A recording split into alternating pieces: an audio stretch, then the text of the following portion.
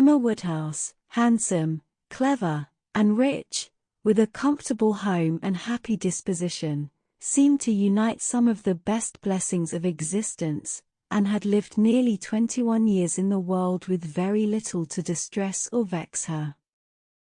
She was the youngest of the 2 daughters of a most affectionate, indulgent father, and had, in consequence of her sister's marriage, been mistress of his house from a very early period. Her mother had died too long ago for her to have more than an indistinct remembrance of her caresses, and her place had been supplied by an excellent woman as governess, who had fallen little short of a mother in affection.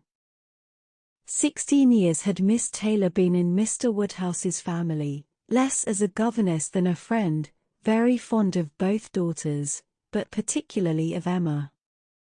Between them it was more the intimacy of sisters. Even before Miss Taylor had ceased to hold the nominal office of governess, the mildness of her temper had hardly allowed her to impose any restraint, and the shadow of authority being now long passed away, they had been living together as friend and friend, very mutually attached, and Emma doing just what she liked, highly esteeming Miss Taylor's judgment, but directed chiefly by her own.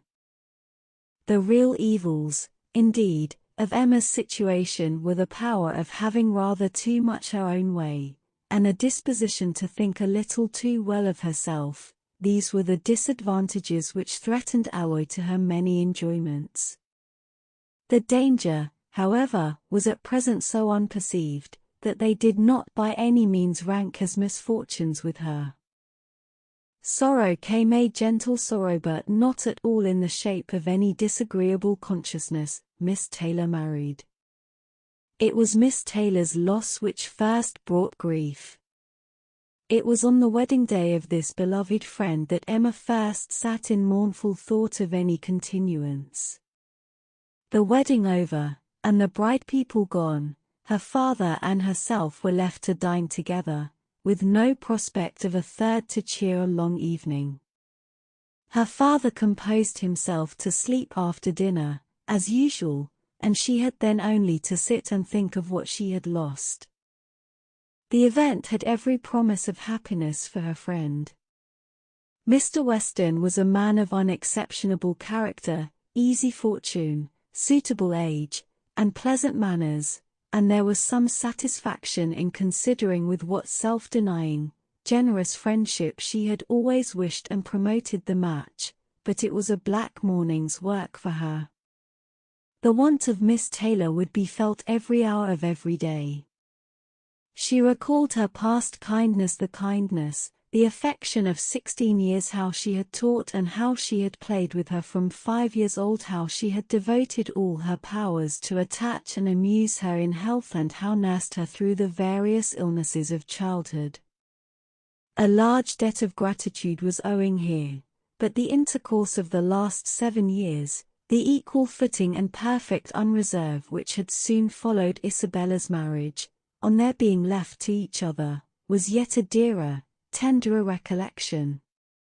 She had been a friend and companion such as few possessed, intelligent, well-informed, useful, gentle, knowing all the ways of the family, interested in all its concerns, and peculiarly interested in herself, in every pleasure, every scheme of hers, one to whom she could speak every thought as it arose, and who had such an affection for her as could never find fault.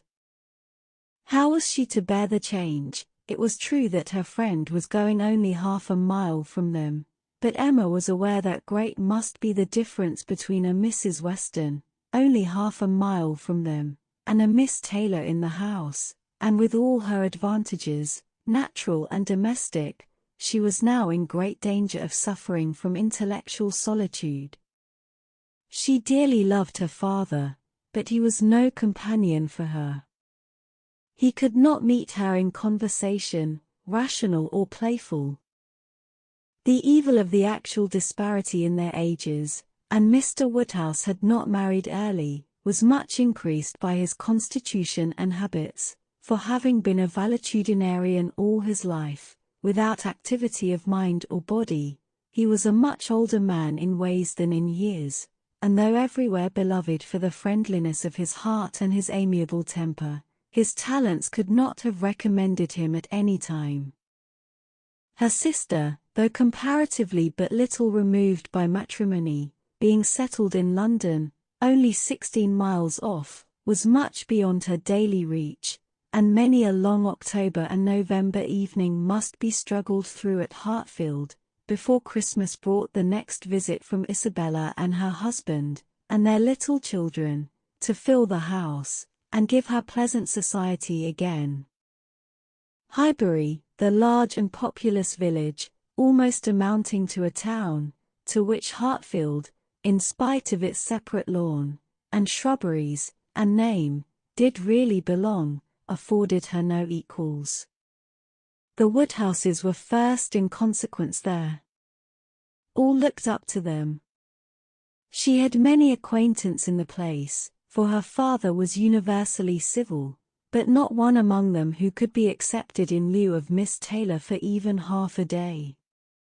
It was a melancholy change, and Emma could not but sigh over it, and wish for impossible things, till her father awoke, and made it necessary to be cheerful. His spirits required support. He was a nervous man, easily depressed, fond of everybody that he was used to, and hating to part with them, hating change of every kind. Matrimony, as the origin of change, was always disagreeable, and he was by no means yet reconciled to his own daughter's marrying, nor could ever speak of her but with compassion, though it had been entirely a match of affection, when he was now obliged to part with Miss Taylor too, and from his habits of gentle selfishness, and of being never able to suppose that other people could feel differently from himself, he was very much disposed to think Miss Taylor had done as sad a thing for herself as for them, and would have been a great deal happier if she had spent all the rest of her life at Hartfield. Emma smiled and chatted as cheerfully as she could, to keep him from such thoughts, but when tea came, it was impossible for him not to say exactly as he had said at dinner. "Poor Miss Taylor, I wish she were here again. What a pity it is that Mr. Weston ever thought of her." "I cannot agree with you, Papa, you know I cannot.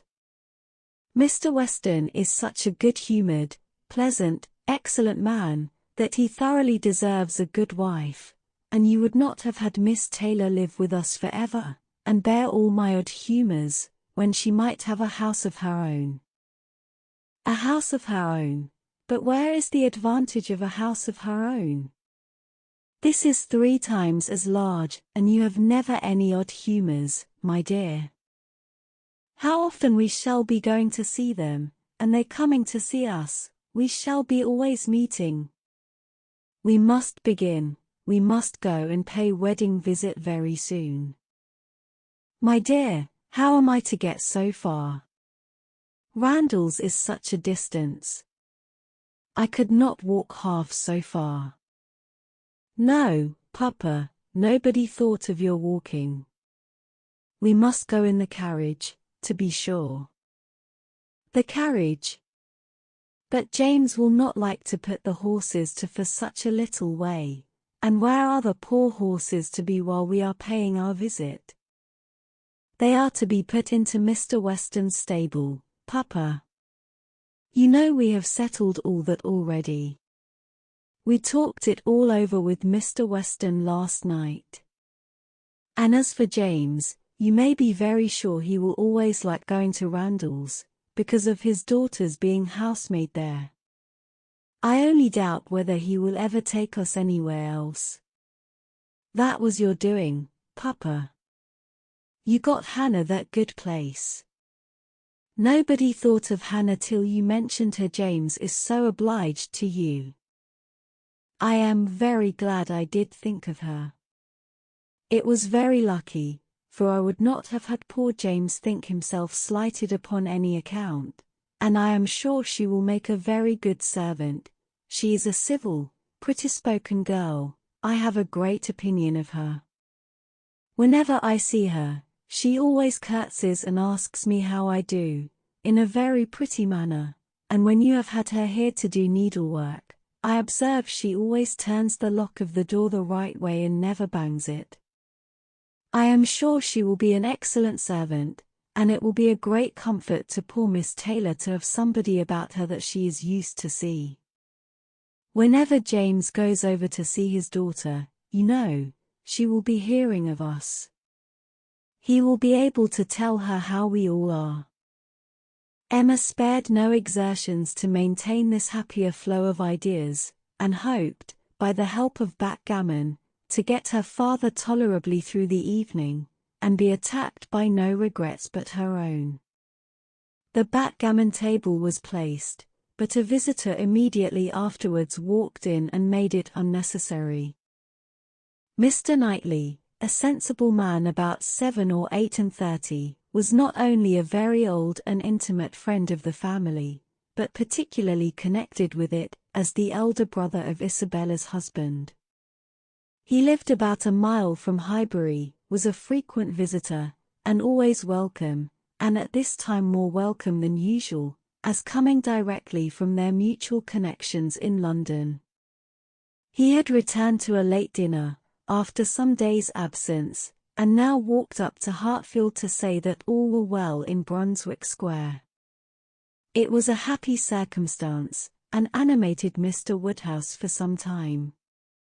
Mr. Knightley had a cheerful manner, which always did him good, and his many inquiries after poor Isabella and her children were answered most satisfactorily.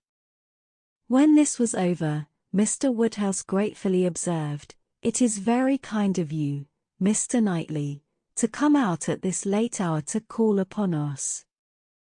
I am afraid you must have had a shocking walk." "Not at all, sir. It is a beautiful moonlight night, and so mild that I must draw back from your great fire. But you must have found it very damp and dirty. I wish you may not catch cold." "Dirty, sir? Look at my shoes. Not a speck on them." "Well, that is quite surprising, for we have had a vast deal of rain here. It rained dreadfully hard for half an hour while we were at breakfast. I wanted them to put off the wedding. By the by, I have not wished you joy. Being pretty well aware of what sort of joy you must both be feeling, I have been in no hurry with my congratulations, but I hope it all went off tolerably well. How did you all behave? Who cried most?" "Ah, poor Miss Taylor. 'Tis a sad business. Poor Mr. and Miss Woodhouse, if you please, but I cannot possibly say poor Miss Taylor. I have a great regard for you and Emma, but when it comes to the question of dependence or independence, at any rate, it must be better to have only one to please than two. Especially when one of those two is such a fanciful, troublesome creature," said Emma playfully. "That is what you have in your head, I know, and what you would certainly say if my father were not by." "I believe it is very true, my dear, indeed," said Mr. Woodhouse, with a sigh. "I am afraid I am sometimes very fanciful and troublesome."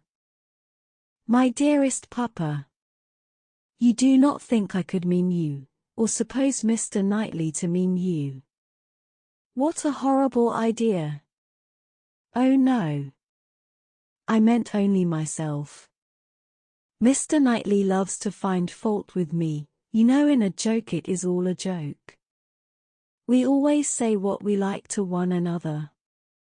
Mr. Knightley, in fact, was one of the few people who could see faults in Emma Woodhouse, and the only one who ever told her of them, and though this was not particularly agreeable to Emma herself, she knew it would be so much less so to her father, that she would not have him really suspect such a circumstance as her not being thought perfect by everybody.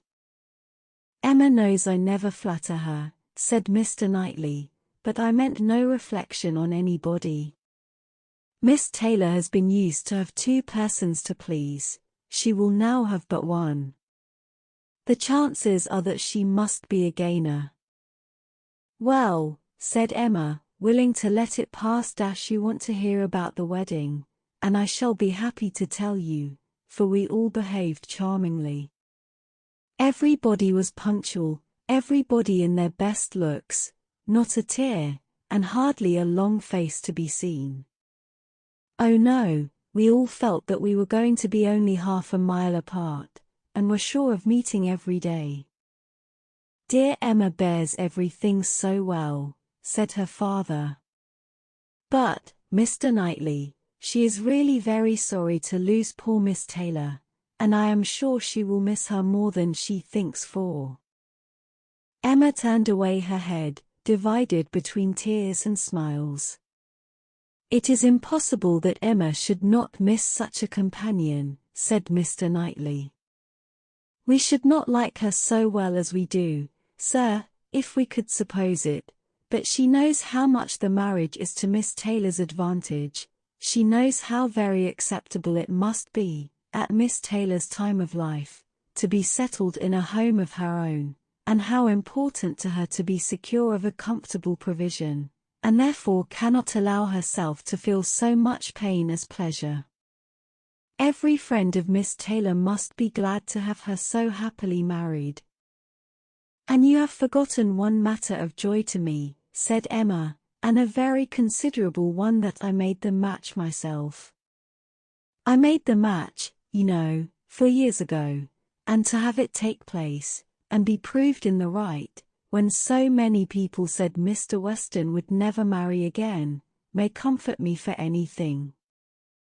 Mr. Knightley shook his head at her. Her father fondly replied, Ah! My dear, I wish you would not make matches and foretell things, for whatever you say always comes to pass. Pray do not make any more matches. I promise you to make none for myself, Papa, but I must, indeed, for other people. It is the greatest amusement in the world. And after such success, you know, everybody said that Mr. Weston would never marry again. Oh dear, no.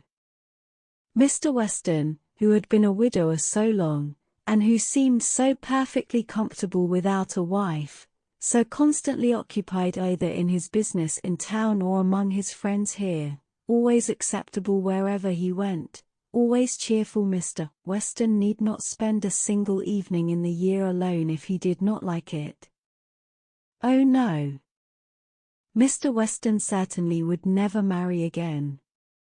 Some people even talked of a promise to his wife on her deathbed, and others of the son and the uncle not letting him.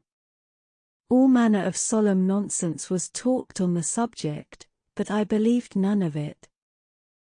Ever since the day about 4 years ago that Miss Taylor and I met with him in Broadway Lane, when, because it began to drizzle, he darted away with so much gallantry, and borrowed 2 umbrellas for us from Farmer Mitchell's, I made up my mind on the subject. I planned the match from that hour, and when such success has blessed me in this instance, dear Papa, you cannot think that I shall leave off matchmaking. I do not understand what you mean by success, said Mr. Knightley. Success supposes endeavor. Your time has been properly and delicately spent, if you have been endeavoring for the last 4 years to bring about this marriage. A worthy employment for a young lady's mind. But if, which I rather imagine, you're making the match, as you call it, means only you're planning it, you're saying to yourself one idle day, I think it would be a very good thing for Miss Taylor if Mr. Weston were to marry her, and saying it again to yourself every now and then afterwards, why do you talk of success? Where is your merit? What are you proud of? You made a lucky guess, and that is all that can be said. And have you never known the pleasure and triumph of a lucky guess? I pity you, I thought you clever, for, depend upon it, a lucky guess is never merely luck. There is always some talent in it. And as to my poor word success, which you quarrel with, I do not know that I am so entirely without any claim to it. You have drawn two pretty pictures, but I think there may be a third something between the do-nothing and the do-all. If I had not promoted Mr. Weston's visits here, and given many little encouragements, and smoothed many little matters, it might not have come to anything after all. I think you must know Hartfield enough to comprehend that. A straightforward, open-hearted man like Weston, and a rational, unaffected woman like Miss Taylor, may be safely left to manage their own concerns. You are more likely to have done harm to yourself, than good to them, by interference. Emma never thinks of herself, if she can do good to others, rejoined Mr. Woodhouse, understanding but in part. But, my dear, pray do not make any more matches, they are silly things, and break up one's family circle grievously. Only one more, Papa, only for Mr. Elton. Poor Mr. Elton. You like Mr. Elton, Papa, I must look about for a wife for him. There is nobody in Highbury who deserves him, and he has been here a whole year, and has fitted up his house so comfortably, that it would be a shame to have him single any longer, and I thought when he was joining their hands today, he looked so very much as if he would like to have the same kind office done for him. I think very well of Mr. Elton, and this is the only way I have of doing him a service. Mr. Elton is a very pretty young man, to be sure, and a very good young man, and I have a great regard for him. But if you want to show him any attention, my dear, ask him to come and dine with us some day. That will be a much better thing. I dare say Mr. Knightley will be so kind as to meet him. With a great deal of pleasure, sir, at any time, said Mr. Knightley, laughing, and I agree with you entirely, that it will be a much better thing. Invite him to dinner, Emma, and help him to the best of the fish and the chicken, but leave him to choose his own wife. Depend upon it, a man of 6 or 27 can take care of himself.